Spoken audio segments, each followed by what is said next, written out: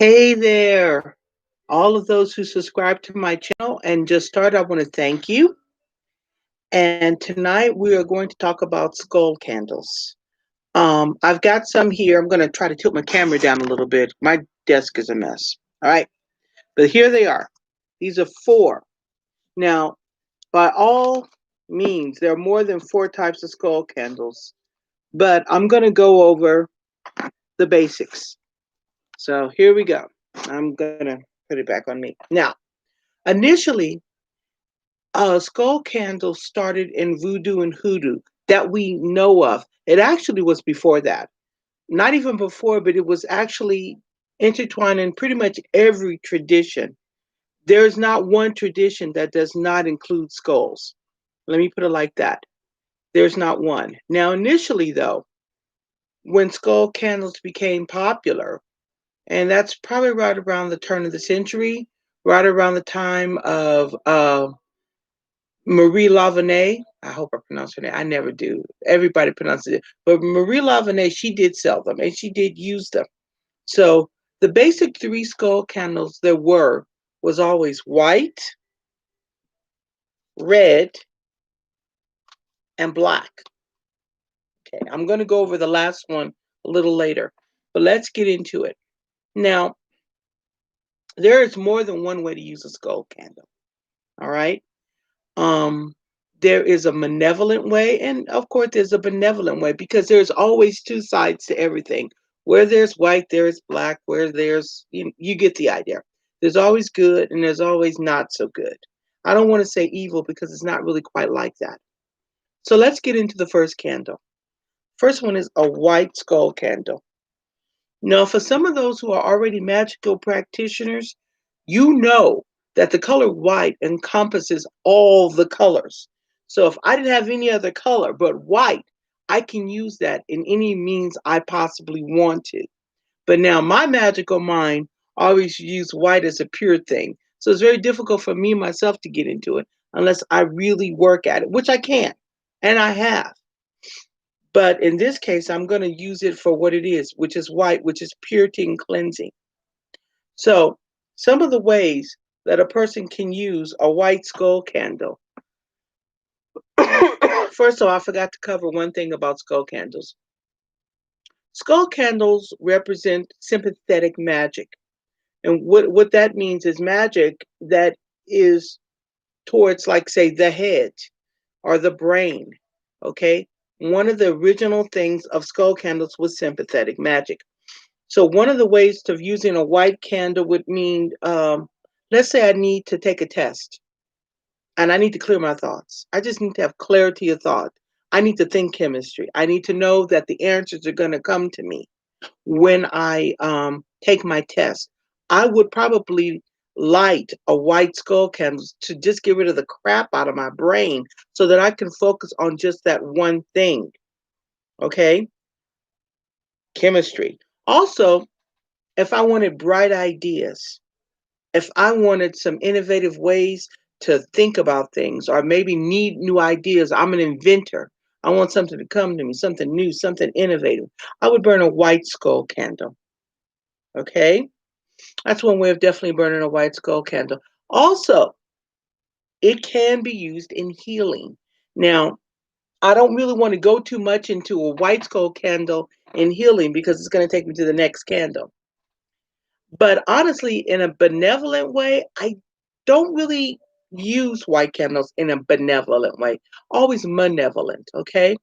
Always to give a person a clear idea. Also, I have used them to put me on somebody's mind, you know, let them think about me, make them think, I would probably, in a way of doing that, would be I would probably carve their name, who I want to think about me on the candle, usually in the back of the head. I would carve their name on this candle. And I would say something like, I want you to think about me. And I wouldn't just say me, I would say my name. Let's say I need a job. I'm going to be on their mind. You're going to read that uh, resume and you're going to have me on the brain. And I would say my name. on the brain. You're going to think about me. I am going to be in your head. You're not going to not think about me. When you think about this position, you're going to think about me for that position. So that's putting you in their head. So that's one way you can definitely use a skull candle to put you on somebody's mind. Now, I wouldn't do it this way, but I know a lot of women and a lot of men who would. You can also use it for love spells. So I'm not going to use it a white candle for that. Let me go on to the next candle because I'm blended into myself. But remember, have somebody put somebody, put you on somebody's mind. You can use a skull candle for that. A white skull candle is good for that too.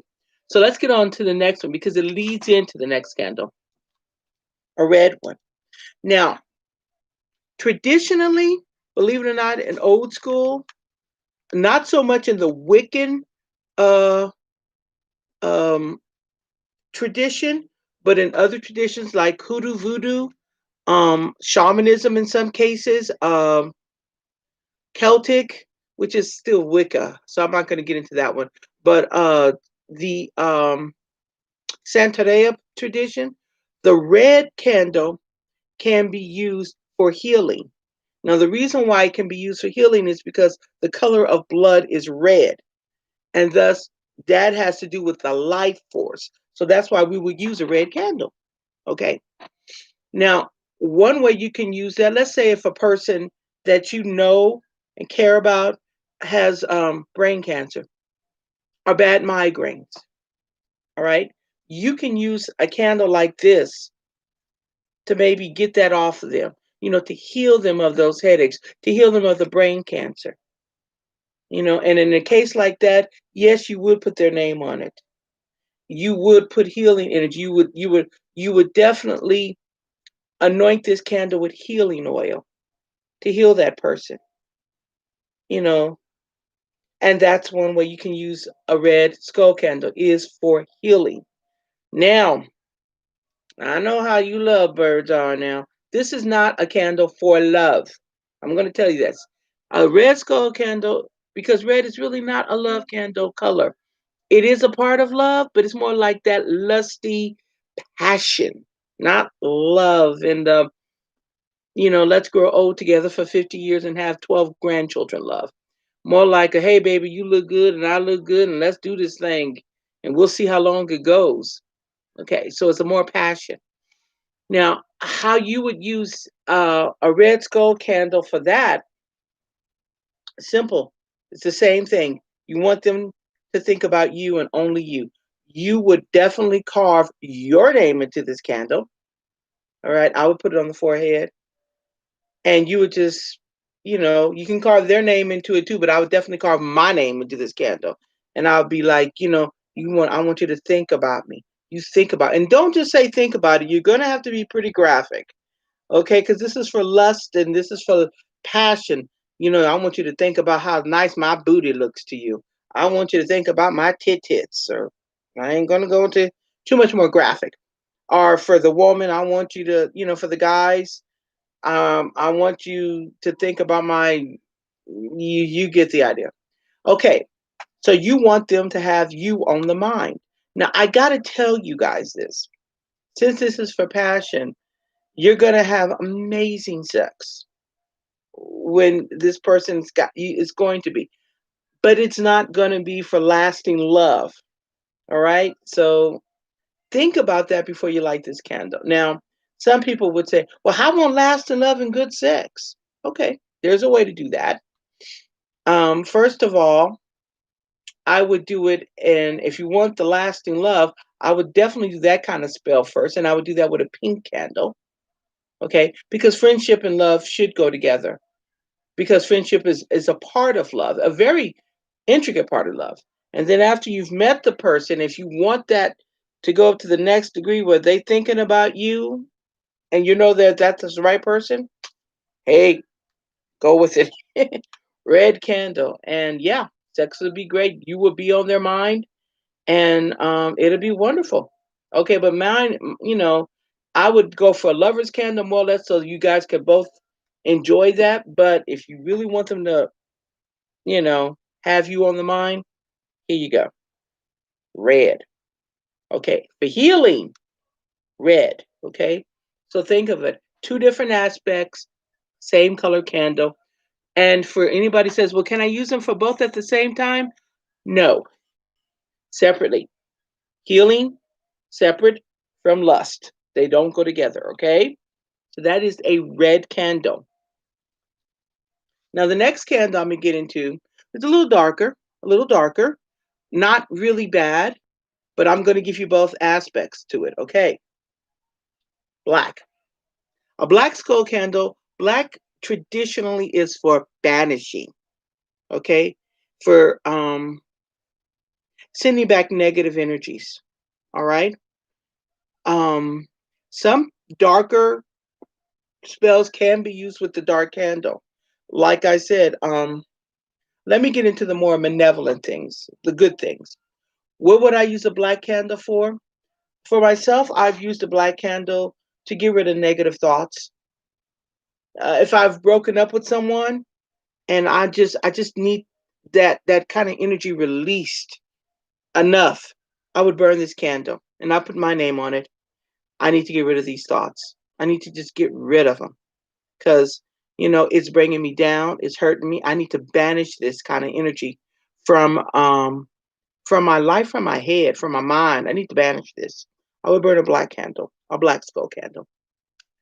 Also, I would burn a black skull candle to just banish negative thoughts coming to me. Because you have those naysayers who's always sending you them negative information. I would use that just to get rid of the negative. I don't need this. Get rid of the bad vibes. Get it out of my head. Just get rid of it. Okay. And sometimes to banish bad advice.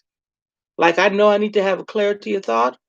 I would burn this to get rid of all the crap and make sure that what I'm doing is the right thing and I'm going the right path of that.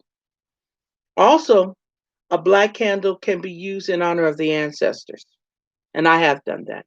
I'll burn black candles for those who have crossed over. And some say, well, are you banishing them? No, I'm honoring them. I am honoring my ancestors. And skulls are beautiful. I know that everybody's into skulls and oh look, it's all gothic. Woo! No, no, no, no, no. And they're not evil. They're a part of nature. All right. We all have a skull. Animals have skulls.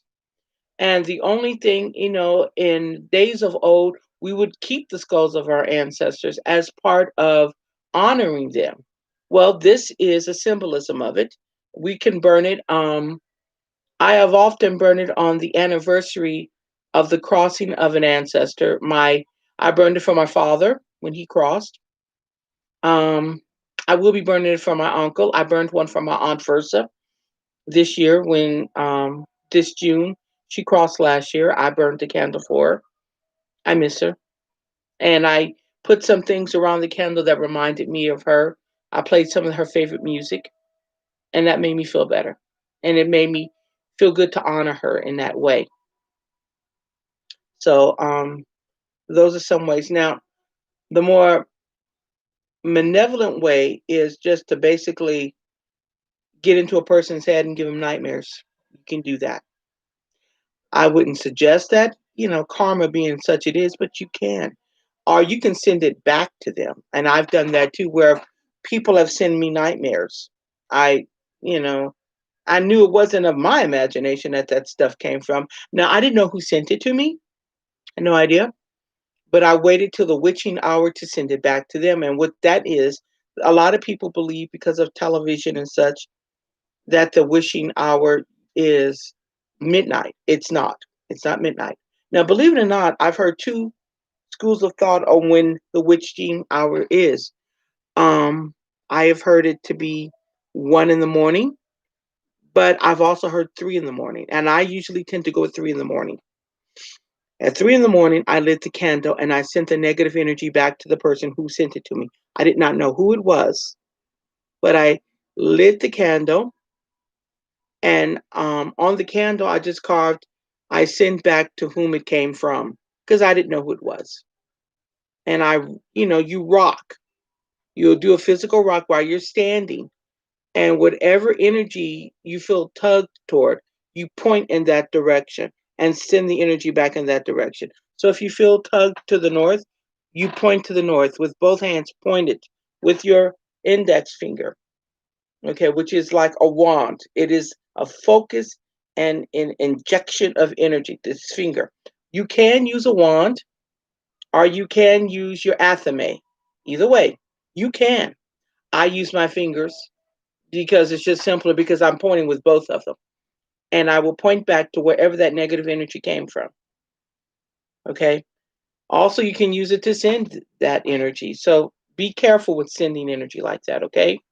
Now, that's the black candle. So as you can see, these candles have dual or more than dual usage. Good, bad. Bad is an interpretation of what bad is. Now, there's a couple of candles here I don't have that are now becoming popular. But initially, in the practitioners community, white, red, black were the traditional three colors of the skull candle. I have now seen green, which is to draw money or to give you ideas of how to be prosperous, to bring it to you, to put the idea in your head, what to do in order to bring money. So I have seen the green skull candle. I don't have any. Believe it or not, they're hard to find because not everybody is crafting a green candle, which is why it's hard to find. I did find one candle though that I thought, what in the world is this? I'm like, what am I gonna do with this one? But I bought it because I'd never seen it. And sadly, it doesn't have much of a wick on it. But this one is multicolored. I sell this at my shop. And I've sold this with the idea of I don't really know how to use this. Now, believe it or not, I bought like 4 of these. I've used 2. And I'll tell you how I used them. Um, I used them first in honor of my ancestors. And some would say, well, how is that honor? Because of so many different shades of colors. Because I had ancestors who were creative, I had ancestors who were passionate, a lot of different ancestors. And I thought, well, this just kind of represents every facet of my family. So I didn't burn it for any one ancestor. I burned it pretty much just for my ancestors, and I put it on my ancestor altar when Samhain came around. I thought this was a really good representation of all of them. Also, I needed it for when I am crafting. Sometimes I need creativity, and I well, this could really get into my crafting. This could be interesting. So that's one way I've used it for. I needed good ideas. I needed innovations, and this helped me. Um, and also, I used it. Well, I didn't use it for this. I did suggest it to a friend of mine who likes to use coyote. I think I pronounced that wrong. And they like to eat magic mushrooms. Okay. I am not advocating magic mushrooms, but I suggested she did the ritual prior to using. She said that she had some of the most beautiful and innovative visions when she did use the candle when partaking in the mushroom uh, ceremony that she crafted. So, if you can think of other ways of using candles that I didn't state, I'm going to tell you a secret. You're not wrong because magic grows with the person or the civilization or the culture. The way we used these candles in the past is just one aspect of how we're using them currently because they grow. As we grow, our candle use grows and changes and alters, but it never really goes away. So we just kind of add to the chapters. So there may have been one way to use this candle. Now there's 5 ways to use this candle. Next year it'll be 20 ways. It grows with us as practitioners, as people, as civilizations. It grows. So on that note, I hope I wasn't too whimsical with it. I'm going to give you some ideas of what oils to anoint these with. As I told you before, this one could be to heal one aspect of it. I wouldn't use it for that. For good ideas and such like that, you can anoint this one with protection oil for protection. That's one way of doing it. You can even do it for open roads. Good one. Open roads oil. Very good idea for that one. The red one, I hate to say it, but bend to my will oil can be used on it. Passion, love, um, and healing. Don't ever underestimate the power of healing oil.